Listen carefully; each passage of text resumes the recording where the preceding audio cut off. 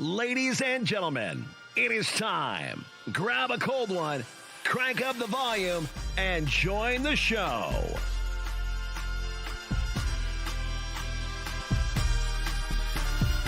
Welcome to NBNR Live.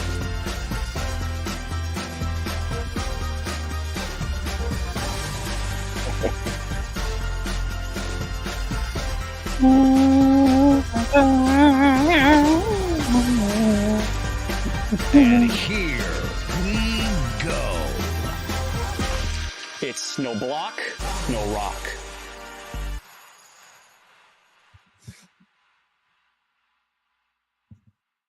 We are no block, no rock. We are here at the Hurdat Sports Bar and Grill in La Vista, Nebraska. Here with the latest appointment of Cornhusker Counseling. Yes, step into our office today. Take a seat. Take a seat. Let's talk about your triumphs and your trauma. Not as much trauma, we hope, because Nebraska goes out there and they take a few rocks to the face. It was a rock fight. They threw a couple rocks themselves. And I think it's safe to say Nebraska probably landed more rocks on Rutgers' face than vice versa. Big facts. You used the word rocks, and that was like the immediate definition of this football game. This was Big Ten, and I know it's Rutgers football, and it's still kind of hard to correlate. Rutgers, Big Ten, but Greg Schiano is building a Big Ten quality football team there. Yeah. And that was a Big Ten football game. That was a rock fight. Rutgers is the type of team that they're different than everybody else because they actually like third and fourth downs.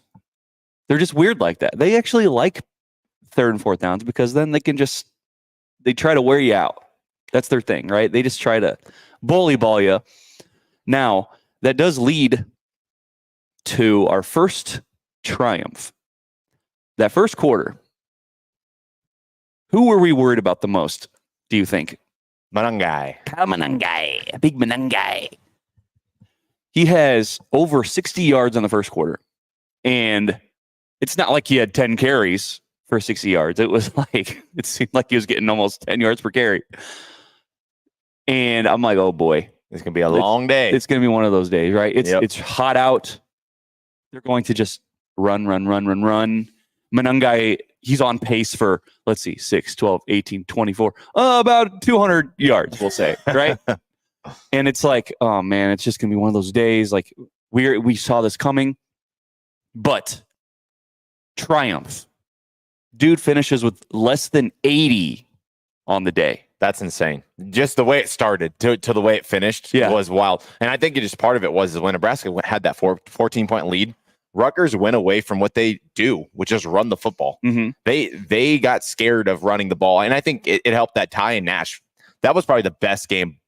I mean, Ty's been balling all year, but I think that was like the best game that Nash played. They both were just throwing guys around, man. It was fun to watch. And Coach BA, he threw in the chat, he said, I'm here to objectively say that Nebraska is better than Alabama. Oh, man. Nebraska hasn't lost to Vanderbilt. GVR for life. That is a hot take, BA. You texted me about that last night. The hottest. I will say this. Nebraska's loss to ranked Illinois is a much better loss than losing to Vanderbilt, who you've never lost to. Ever. They're 1-51 now or something, and they carried the goalpost. Yep. They carried it where do you 56 minutes. Where do you think it's at? Where's it at right now? It's in the river. It's in the river. It's floating down the river somewhere. Yes, they carried it for 56 minutes, 2.5 miles. I watched a video. It was like of the whole thing. Was it a time lapse? Yeah, it was a time lapse. Was it really? Yeah, and they had like a little map underneath it. Gosh. And they're showing from the stadium to the river how far they had to walk and how long it would take. And it took them 56 minutes. They carried a goalpost over their head for 56 minutes. And then I had somebody tell me, so these people will carry something that long to the river, but they won't throw like trash away. That's right next to them. It's like college kids. They got priorities. We don't care about the earth, man. We care about winning. Yes. So. Well, look, and I did have someone on our Facebook comment on one of our posts after the game. And you know what the guy said? Basically said, it's Rutgers. Don't get too excited. We're still doing that. Are we still on that? I don't get where fans even have the right to do that anymore because people say this, it's just Nebraska. They say it every week. They're like, it's just Nebraska. That's a win. That's a win. Oh, go to Memorial Stadium. That's easy.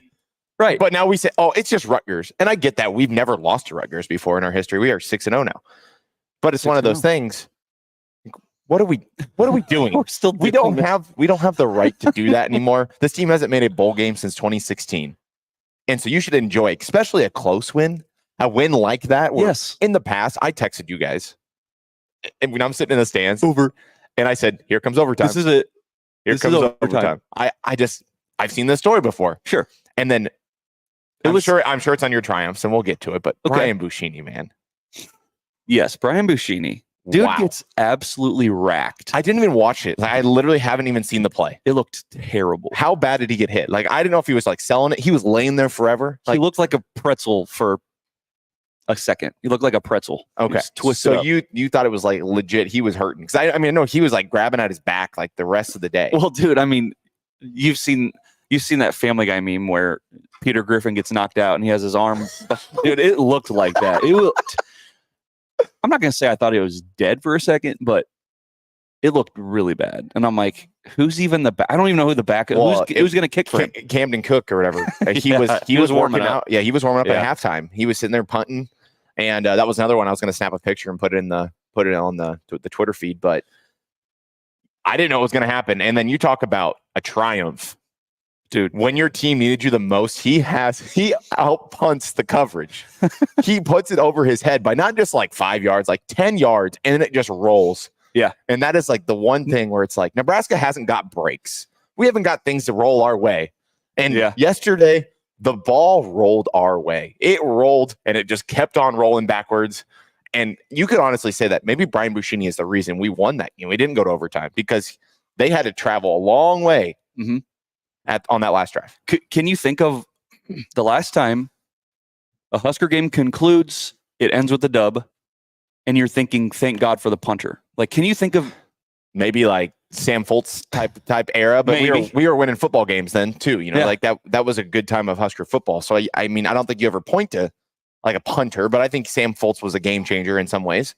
But I really have not seen a game, especially in recent Husker history. It's mainly been like, what did the punter do to screw it up? Yeah. And yesterday was one of those things where it's like, even after getting twisted like a pretzel, the guts to come out there. After being dead for a second. And every time he punted the ball, I think he punted it like 3 or 4 times after he got hit, and he got 2 of them blocked, and we'll get into trauma. Jeez. Oh boy. He just every time was like wincing in so much pain. And the last one, and then the throw. I mean, we didn't even talk about. No. He throws a dot. Dude, I mean, he had the best throw of the second half. Honestly, it was on literally well, maybe on both teams, but especially Nebraska's team. Well, that touchdown at Rutgers, that was oh man. I mean, talk about a game of inches. Yeah. You look at Kyle Monungai getting stopped at the half-inch yard line, and he's celebrating in the end zone while the clock's running, and we make that goal line stand.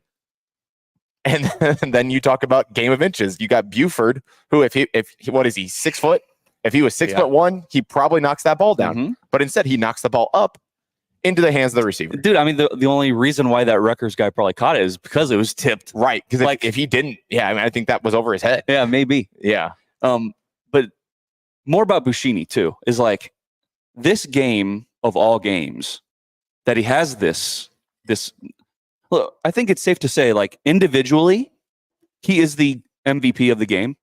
You know, and you point to a group, it would be the black shirts. But yes, like this game of all games where it was windy as heck.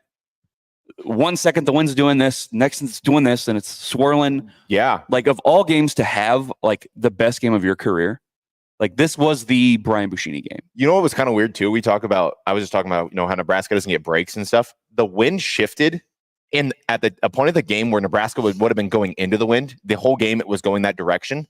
Yeah. And I turned and talked to Travis, who sat next to me in the stadium, and I was like, dude, the wind's behind us now. Like, what happened? The wind is now behind us, and now Dylan has an opportunity to throw with the wind. Yeah. And it was just weird. The wind was a weird thing all day. We were tailgating, and I had 6 ratchet straps holding all of our canopies down.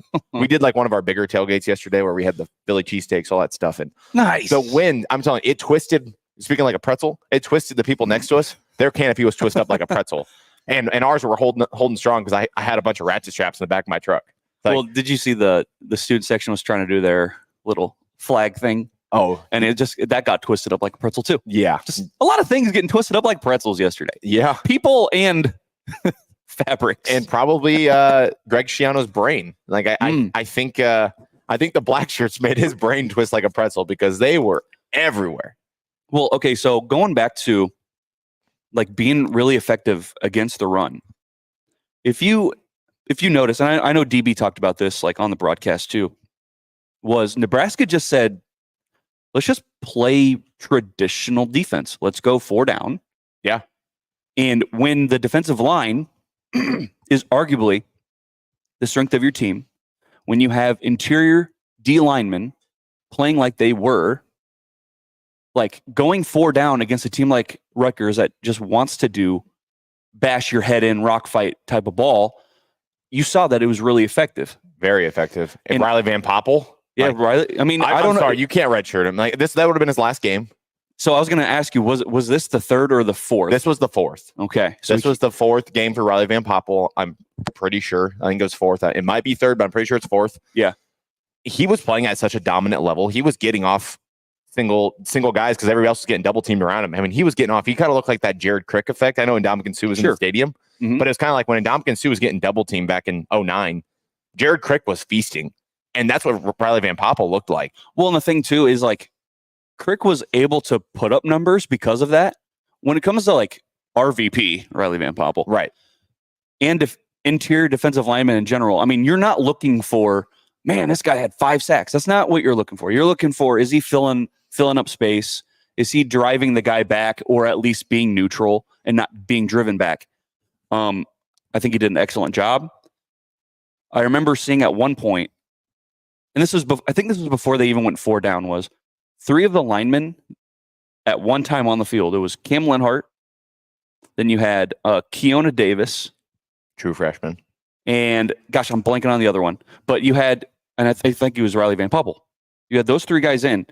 And on a day like yesterday where it was really hot, we even talked about going into the game, like, it's going to be hot. You're going to have to probably rotation. And even when days that aren't hot, they still do the rotation thing. I think it really paid dividends in the end because, dude, feast at the end. Right. Like and when they were away from the run and they were depending on Nathan without an N, when they were depending on Nathan to pass the ball. It's not his thing. I mean, that's not a Schiano thing. Dude, they were feasting at the end. There's a reason that he's not. At the end of for there was, it happened. PJ Fleck was like the guy that throw the ball. Besides against Nebraska, that was it. Had some flashbacks. God, is he gonna?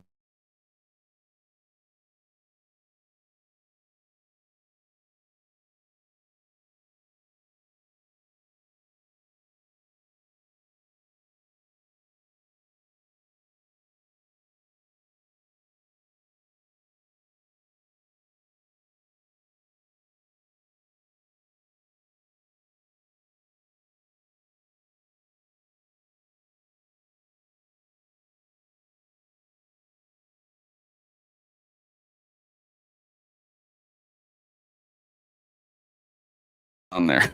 I don't really know what's going on. Is it a personal life thing? Should we keep going? Yeah, I think. Okay. I think. Well, we lost internet. I think. Okay, so James Williams. It's all the post game stuff, and they're like, right. The Nebraska account even went out of their way to like create a video with his picture. Sound. Yeah, and then he did a press conference interview too.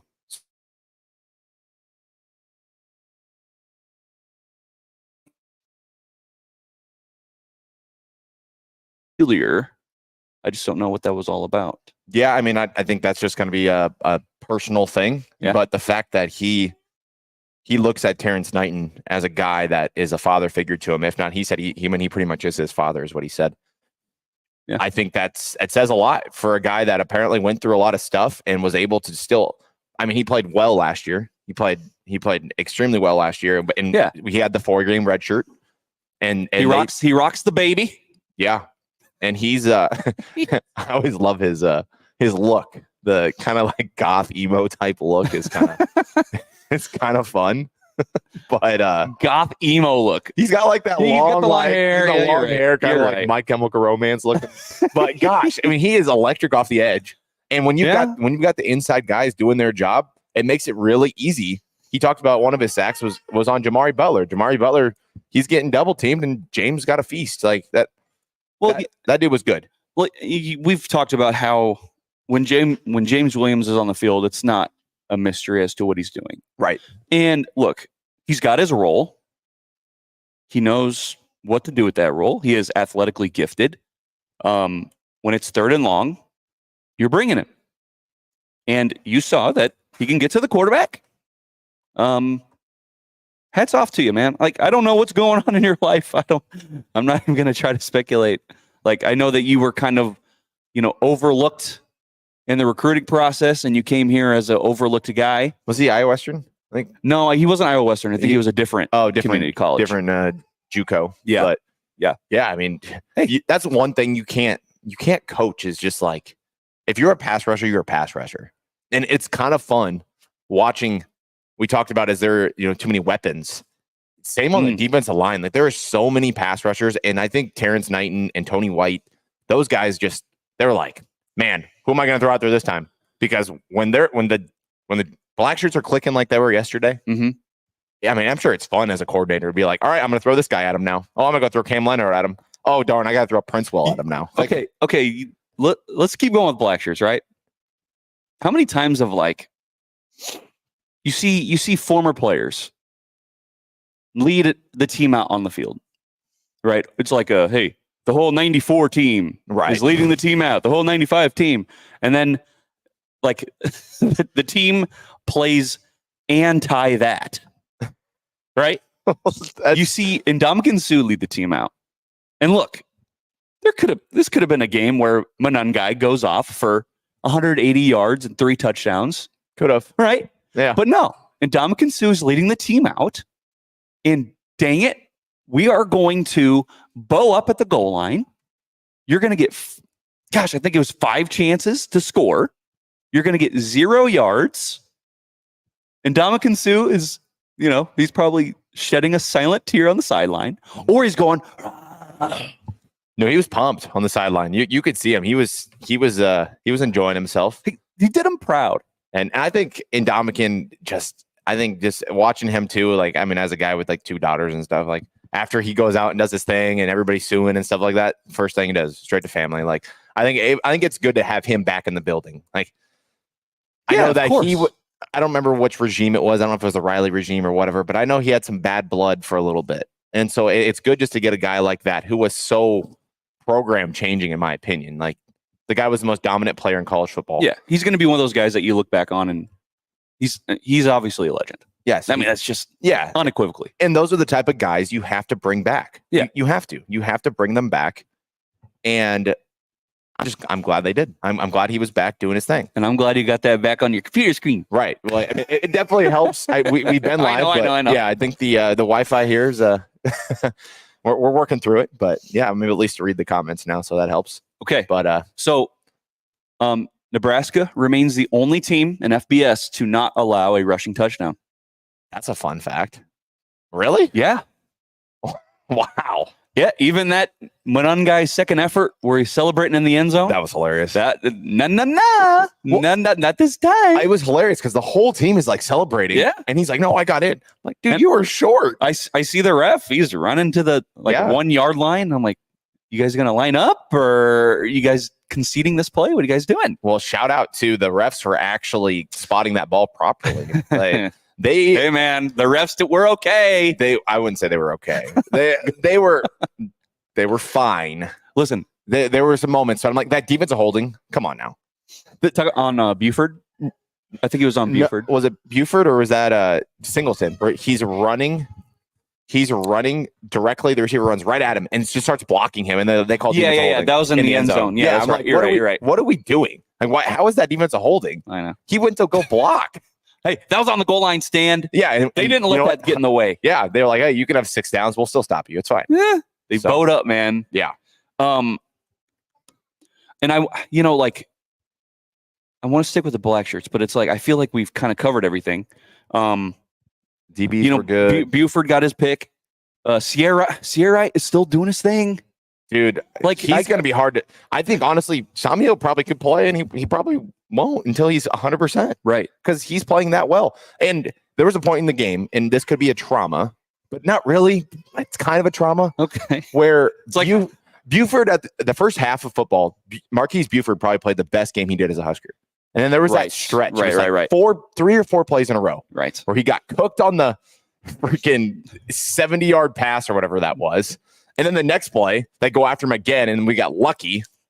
He got doinked off his helmet. Yeah. Then we got lucky they didn't catch it. And then they pulled him and put in Jeremiah Charles. Yeah. And that's I think that was wise. I think that was wise. You had to get him out of there. Yeah. They're just for a mental thing, like, hey, you need to get your stuff together. Yeah. So, but I will say that I think when Tommy Hill comes back, I mean, with Sierra Wright playing that well, like, how do you keep him off the field? That dude was locked down. I don't think head you can. turning to knock the ball down. Yeah. Like, you could argue there was points where he was outplaying his counter side on with Buford. Yeah. And I mean, that whole left or right side was locked down the whole time. It kind of it makes you kind of lick your lips a little in anticipation.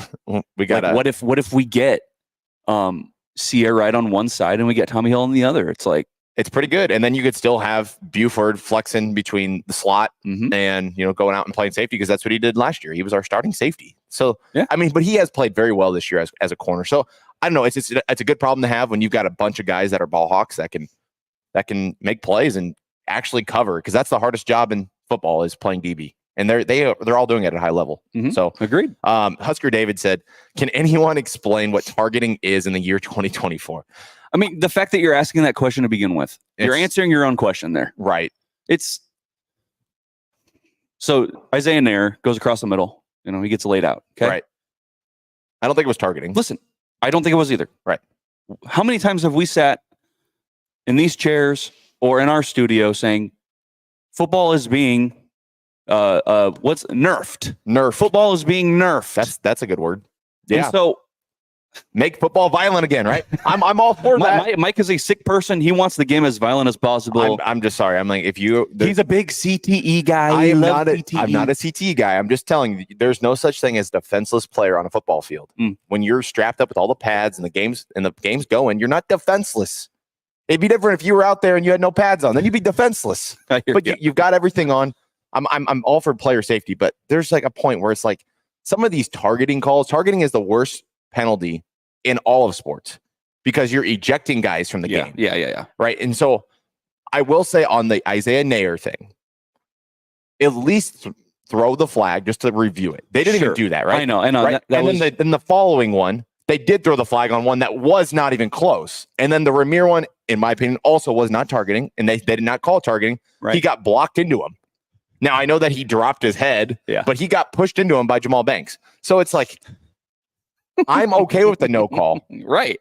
Now, that would have been cool to have 30 yards in penalties, because it was a late hit with targeting. So I think that would have been like a 30-yard penalty.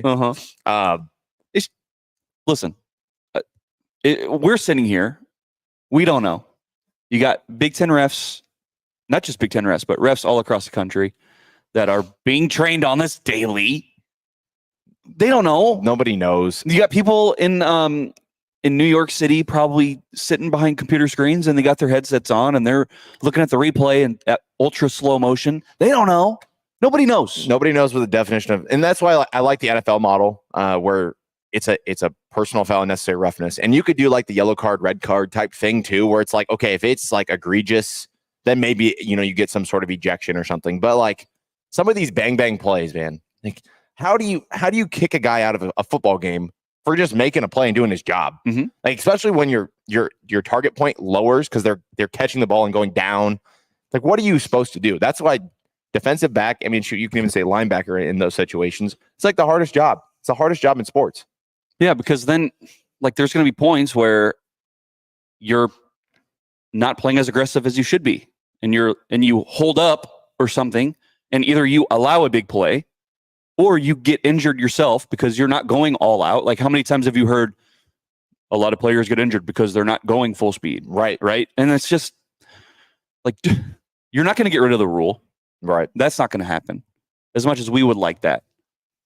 I don't know. I don't know what you do. Husker David? Dude, nobody knows. Nobody knows. Nobody ever will. BA said, the problem is they're inconsistent, and which is, I think is true. And it's across conferences too. Like, if you go watch other conferences play football, they let them play, that's all I really want.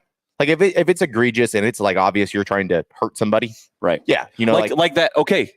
Good example was that Colorado State player that hit Travis Hunter. Yeah. Last year. I mean, that was like, okay. Right. That's obvious. Like, come on now. Yeah. Get him out of there. Yeah. But like, some of that stuff is just like, come on, man. Like, what are we doing?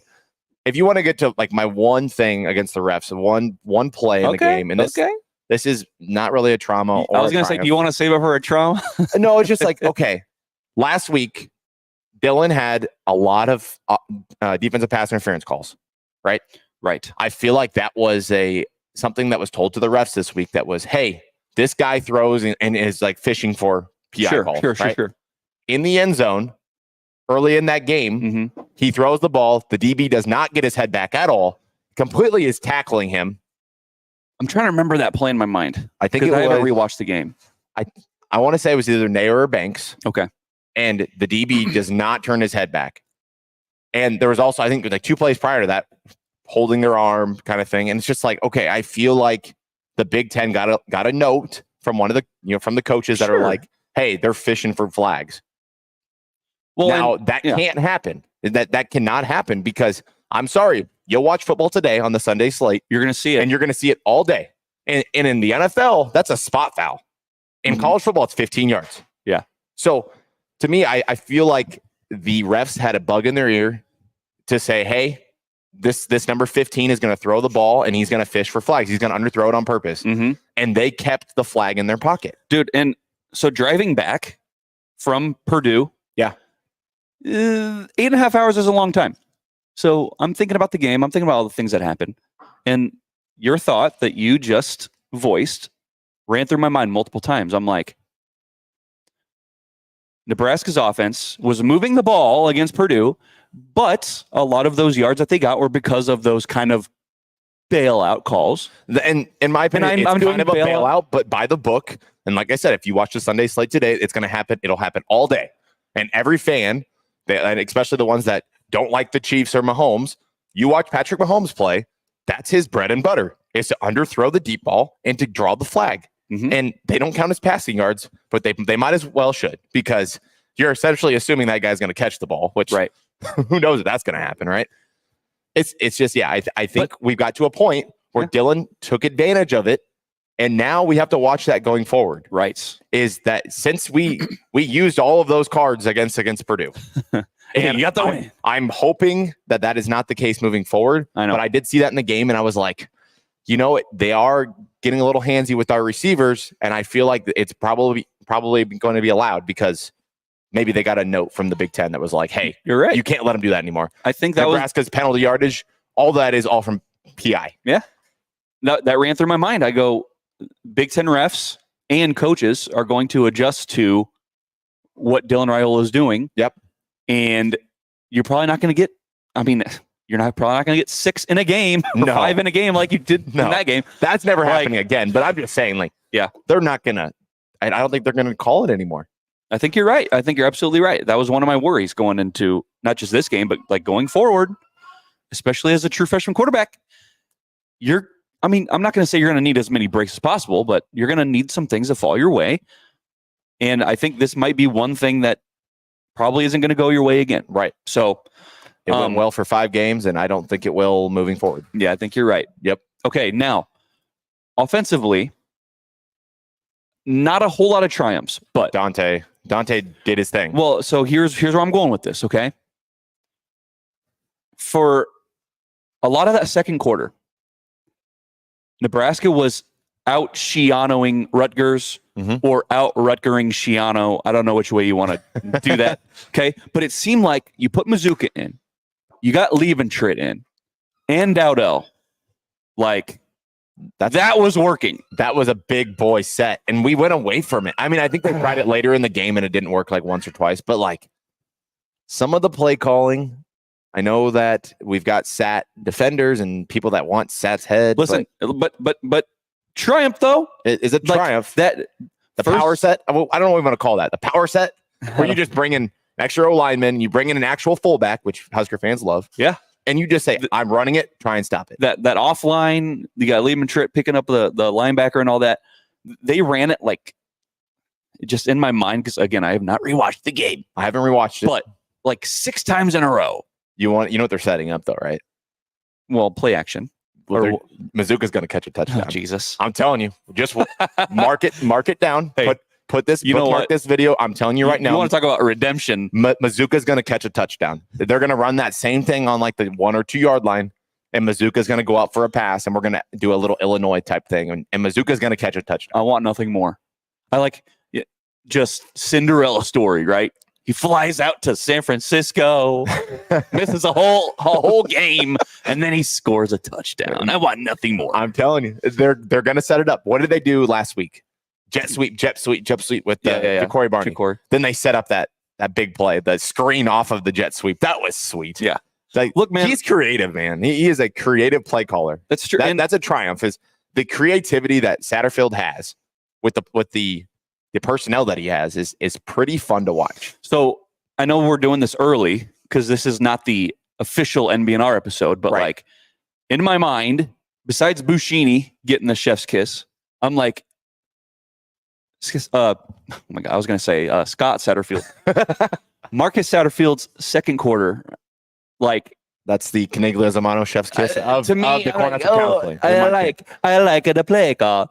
You got the freaking Janiron Bonner like trap around the edge. Like, I got a little. That was beautiful. I had to change my pants after that one. I mean, not gonna lie. He schemed up 2 jet sweeps that end up being big plays in that game, and both of them came off of us just doing it nonstop to Purdue last week. They ran that little jet sweep, and Jakari went. And then Janarian was right behind him to catch it. And then Barney, you want to say no block, no rock? There's our no block, no rock of the day. Yeah. Freaking hey, Jacory Barney goes and makes that block, seals in Bonner, and he gets a touchdown. So that was don't let the audience get to you, Mike. I just look over. No, I'm like talking. I look over, and some guy's just like staring at me. I'm like, he's like, yes, go on, come on in, take a seat. Well, welcome to Herd Out Sports Barn Grill. No, I do love the creativity. I think that guy is. I think sometimes it gets in his way because he's trying to be too cute, right? But I do think he is such a great play designer. But sometimes just like the elementary, and back to the Harburg talk that we had last week, there was in multiple situations where we were in 1 yard to go, and we got him running the ball, right? But I'm just saying, like, just run a quarterback sneak with Harburg. I know, just let him get in there and just push the pile all over. Yeah, I think it makes it easier than running it out of the pistol or running out of shotgun. I hate that stuff. But if you're gonna have like the heavy load with Mizuka and everything else, I guess I'm fine with it and leaving Trip. Well, yeah, because I think a point that we made last week after the Purdue game was, I just think this team has a difficult time lining it up and running the ball traditionally. Yeah, well, they stack the box. They make it obvious, and then the defense is like, nah, like, okay, right. I know you're going to run the ball. I know you're going to try to shoot the clock. But that's what happened in the second half. Was like, we were so obvious. Hey, we're stacking the left side. We're running to the left side, and they were like, okay, well, we're just going to blitz. We're gonna stuff that. I just think sometimes we get a little too obvious and we spin the wheels. That happens at least once a game. It happened the whole first half against Purdue. It happened pretty much the whole second half against Rutgers. And this continues the trend of lackluster second halves. And look, okay. Another triumph before we get to the traumas, okay? Yep. Whether you like it or not, okay, Mike? All you people out there, all 100 of you in the audience here, hey, quiet down. Nebraska won the Iowa way. That's okay. A lot of people are going to go, ew. I'm like, I like it. Well, Iowa got blown out yesterday trying the Iowa way. Well, so listen, when Iowa wins, that's how it they looks win. Like that. Well, not really, though, because the special teams, we'll get into traumas. Hey, it wasn't really the Iowa way. I would say offensively, it was the Iowa way. And I think we can move to traumas. I don't think I want to say, you got another one? Well, look, Dylan Raiola Is a triumph and a trauma, though. the second half, not sharp whatsoever. Right. I don't know. It looked like some guys were running open, and I don't know if he was scared or hesitant to throw the ball in some places. But even the GOATs have bad days. Right. Tom Brady has had a bad day. Peyton Mahomes. Manning has definitely had a bad day before. Well, especially that last season. Ugh. But Nebraska still found a way. Well, and what do good quarterbacks do? They can also manage a game. Like just because you are an elite quarterback doesn't mean you can't be a game manager when you have to be a game manager. That type of game, Dylan just needed to make the right decisions and not turn the ball over. He had his first actual freshman interception. His first WTF INT. Yeah, that was the first one. He threw it right to him. He didn't see him. Yeah. That happens. And when we've been waiting for that, we thought that was going to happen 5 games ago. It finally happened, and in game 6. It did not bite us. So that's good. In the end, it did not. Thank you, black shirts. Thank you. The black shirts were the ultimate triumph. So, yes, I would just say my final triumph is Nebraska still found a way to get the dub, despite your best offensive player actually being a liability at times. Yep. At times. Okay, so tragedy, trauma. Do we just start with the easiest one, the elephant in the room? Special teams minus Brian Buschini. The talk about Ed Foley is not quieting down after this one. No, and we didn't even have to attempt a field goal, thank God. But I'm just saying, wow. What did we say going into this game? Well, Greg Schiano has 30-plus blocks in his career. They're going to get creative, and they're going to try to block a punt. I'm sitting in the stands. The first punt that happens, I'm like, they're going to block this. They're going to block this. They are just set up to run right up the middle, and we didn't have anybody. We didn't make adjustments when they brought all their guys inside. So they started outside. They moved in. Yeah. And we didn't move. You didn't point at anything. We didn't move.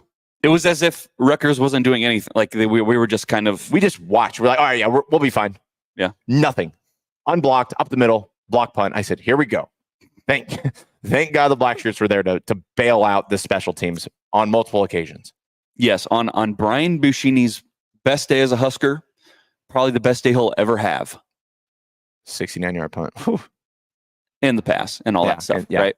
And despite his hip getting probably dislocated.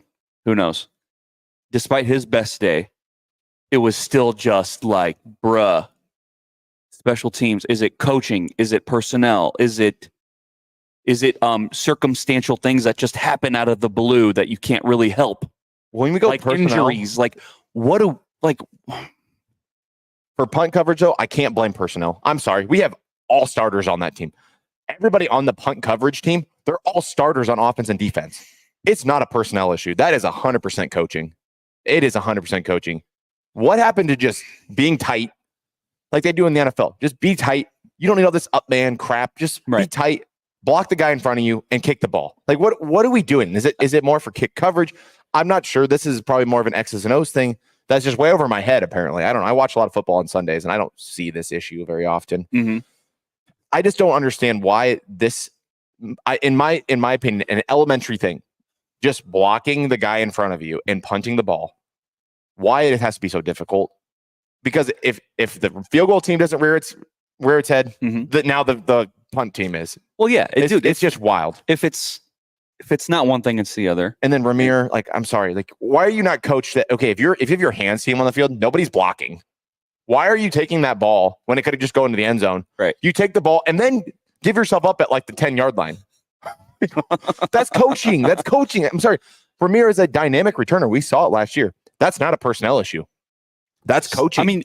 That's coaching. You would call that coaching. And I think just at a point, the players just have to play the game and just know. Do you think Ramir was coached that, hey, when the hands team's out there, just let the ball go into the end zone? Or was he thinking, well, it might be a little short, and then it could bounce and go left or right, and then they're going to get the ball? But he could just fair caught it, and then it would have been at the 20. Right. Or 25 or whatever. So, well, dude, you know how returners get, man. Returners, they see that ball coming, and their eyes get really wide, and sometimes, right, their eyes get bigger than their stomach in some ways. and they're like, I'm returning this for a tutty. Jeff said number 16 on the punt team needs to be replaced. He missed 2 key blocks on both block punts. That's something I'll look out for when I rewatch the game. I don't even know who's Is that 16. a coaching thing or is that a personnel thing? I don't know. We'd have to watch. That would be both. That would be both because the coach has him out there. I'm just saying, like, what are we doing? Why can every team across the country get a punt off?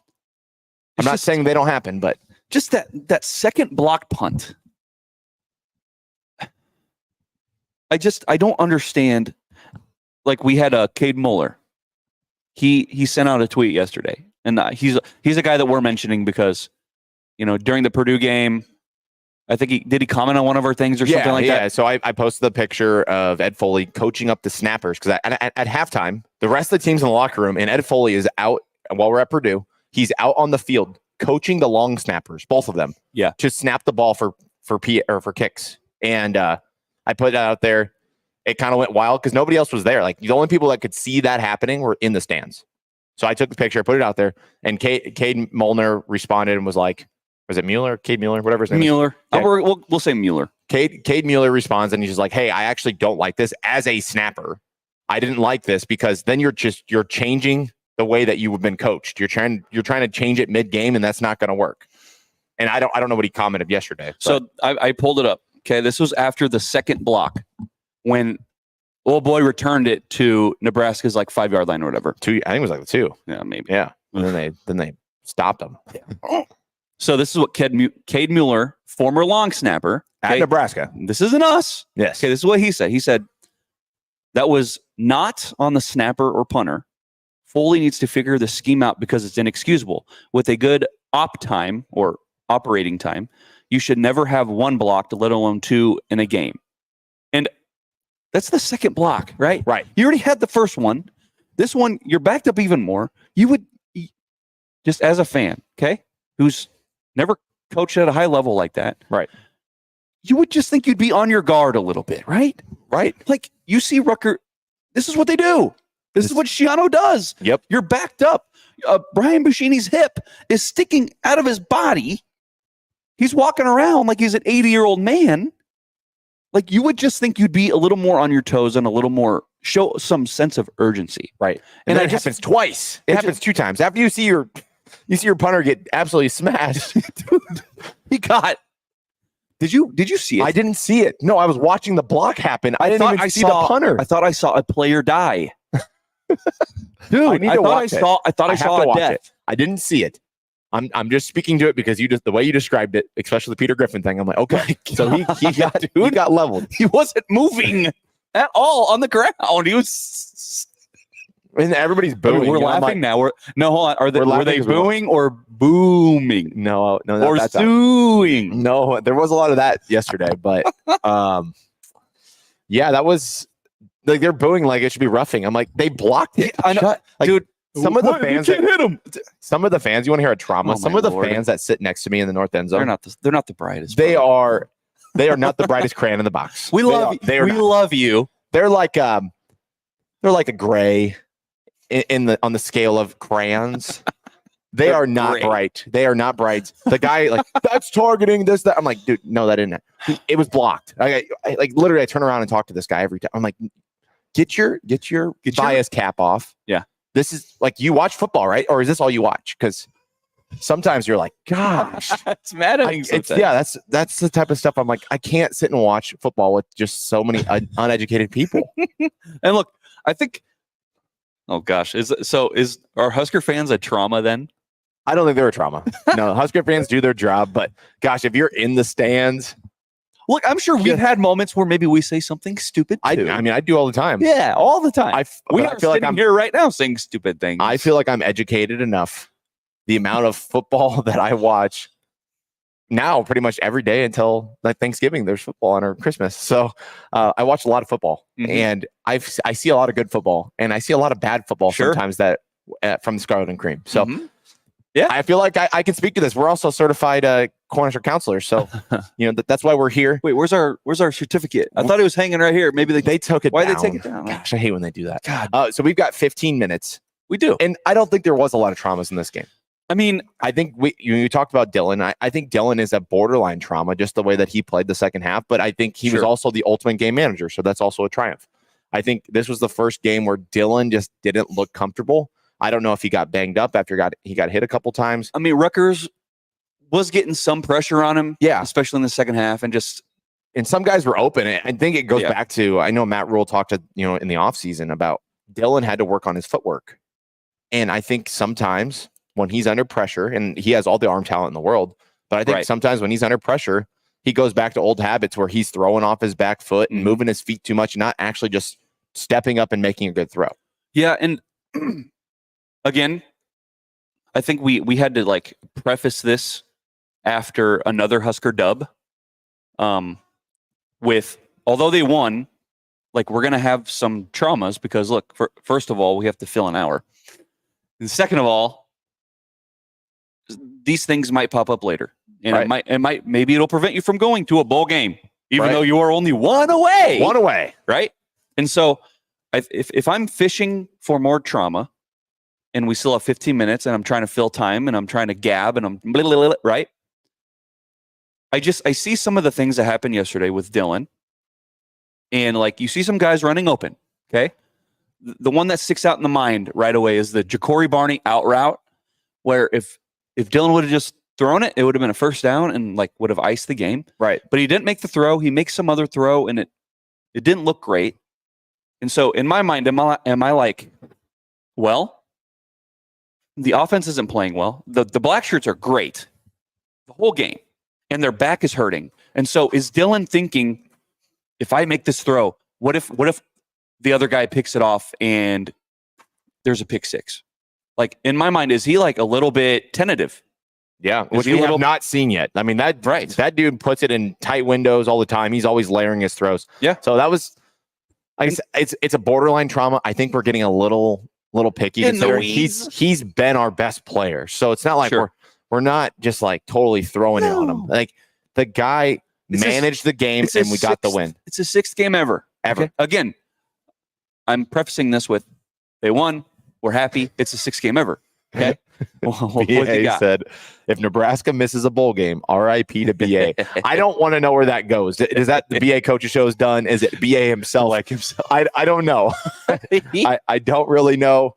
But let's just hope Nebraska can find one win in the next 6 games. It's possible. I think it's possible. I think another trauma. Okay. Trying to fill time. I want to see. Okay, running back room. Right. Again, it's this guy has the hot hand, go to him. This guy has the hot hand, go to him. Mm-hmm. I just felt like so overall, I would say Ramir probably had the best game overall. Yeah, I mean, he had almost 80 yards of total offense.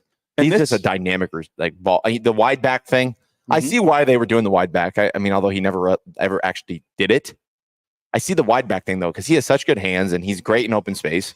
When I'm saying that's a trauma because second half, he was did he touch the ball? I think maybe once or twice. Not a lot. He was milk carton boy. Dude, I mean, he had milk carton boy. Milk carton boy. That was what he was when he was wide back. He was milk carton boy. Well, he had the best run of the game. It was that 18-yard run where he was following his blocks. Yep. And he got down to inside the 5. He just disappears. And I think Dowdell had a fine game. Yeah. And this was a game where Emmett really struggled. Yep. He did. And we've been banging the Emmett Johnson drum saying more touches.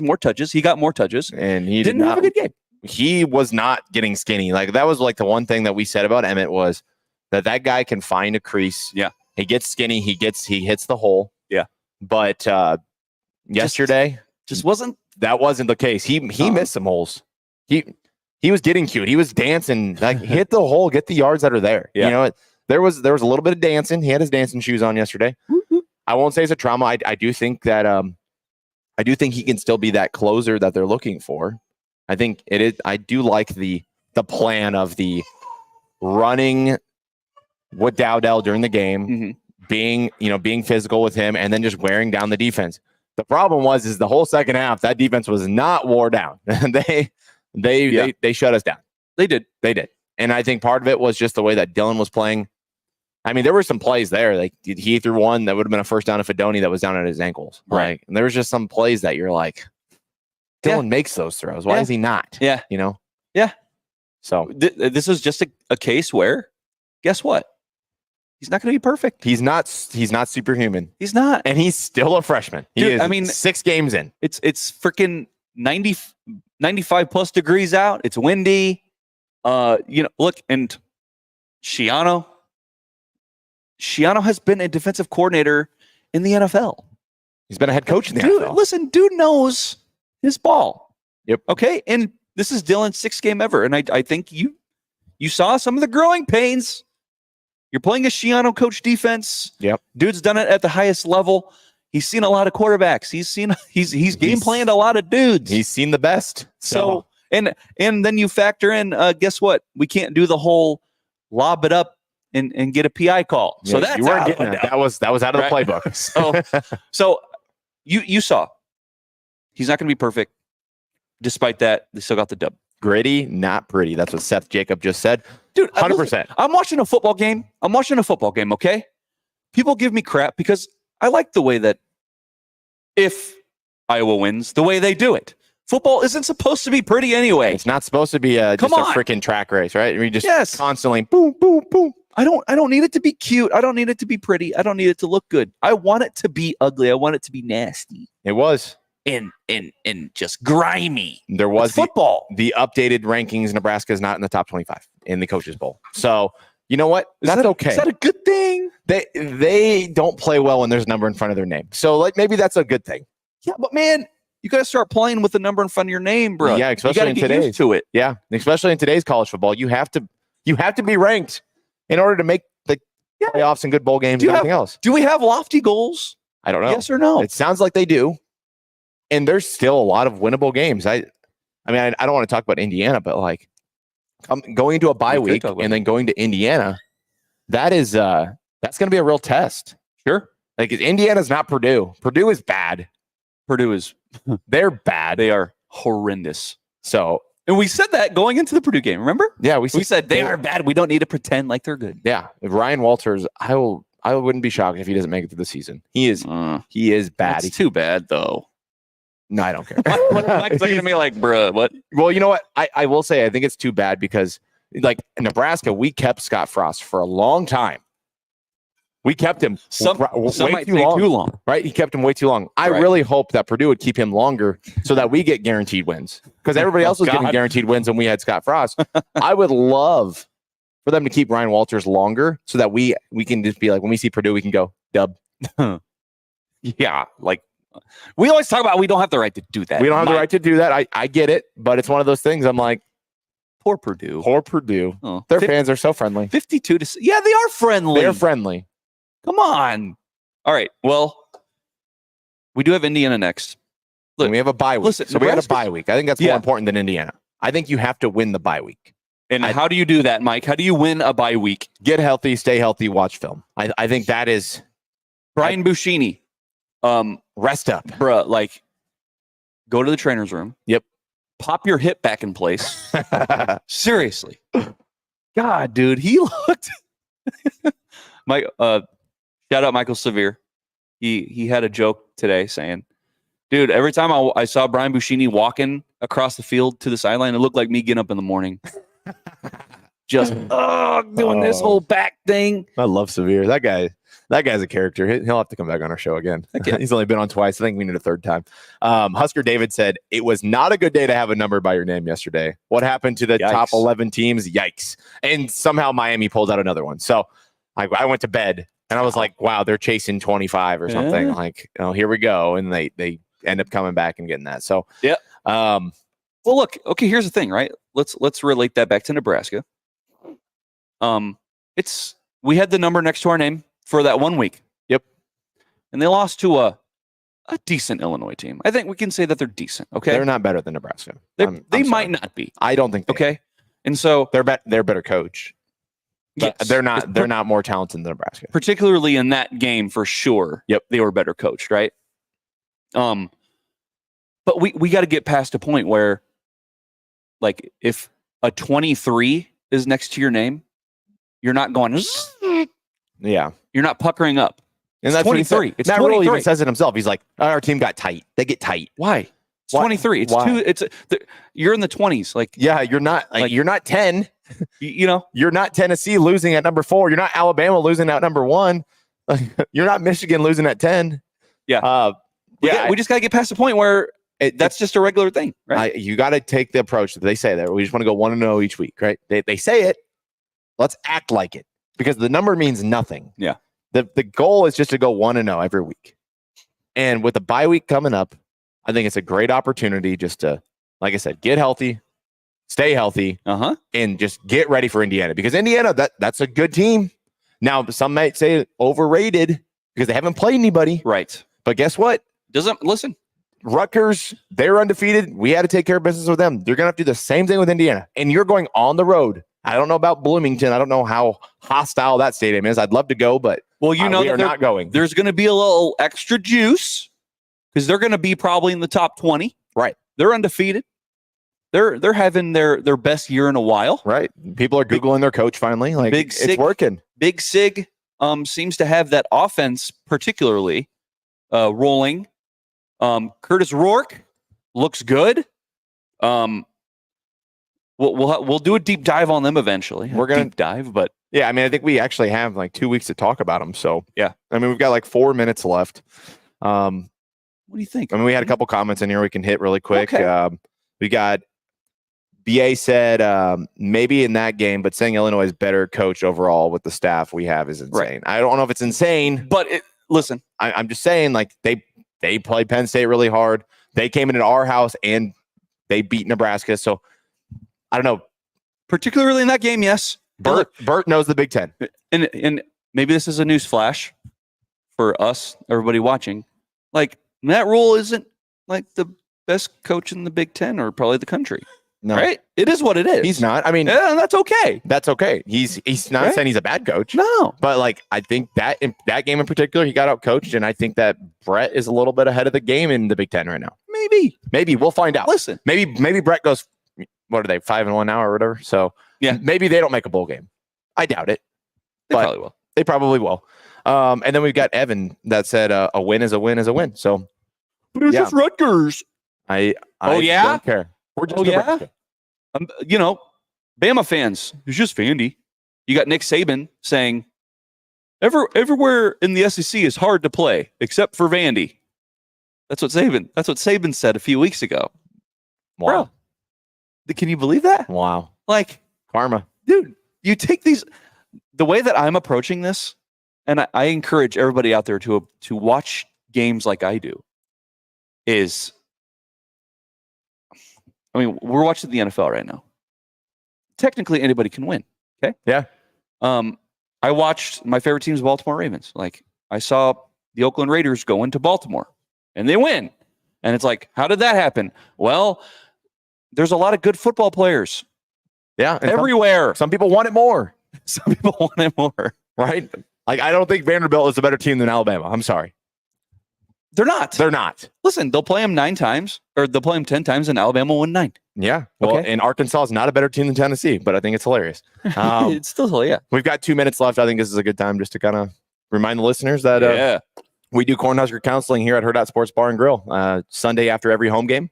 And then after the away games, we'll be doing it virtually with you still from our studio. So if you'd like to, for the next home game, you can come into Hurrdat Sports Bar and Grill, grab some lunch, watch some NFL football, listen to us heckle a little bit.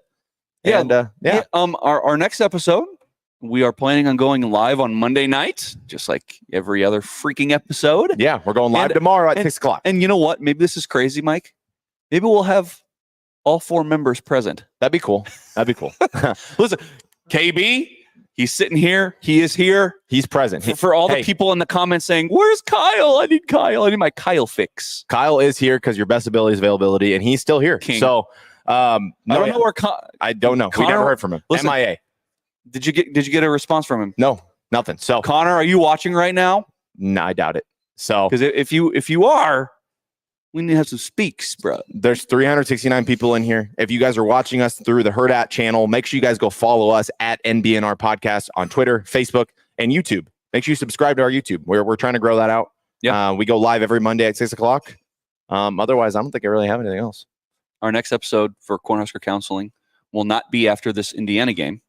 Yeah, well, but it will. It'll be from our studio. Oh, from our studio. Gotcha. Yes. So, but we have a bye week. So we also have a bye week. Yeah. So look, tune in, come in for your next appointment. We'll talk about your problems, your triumphs. Right? We'll talk about it. Husker fans, we appreciate you. We're 5-1. Let's just get one more. Let's get one more. Can we get one more? Yep. Can we make the Charmin Ultra Soft Bowl? That'd be cool. We will. We will. I have faith. Husker fans, thank you very much. We sign off. We're done. Signing off. Thanks, guys. Goodbye.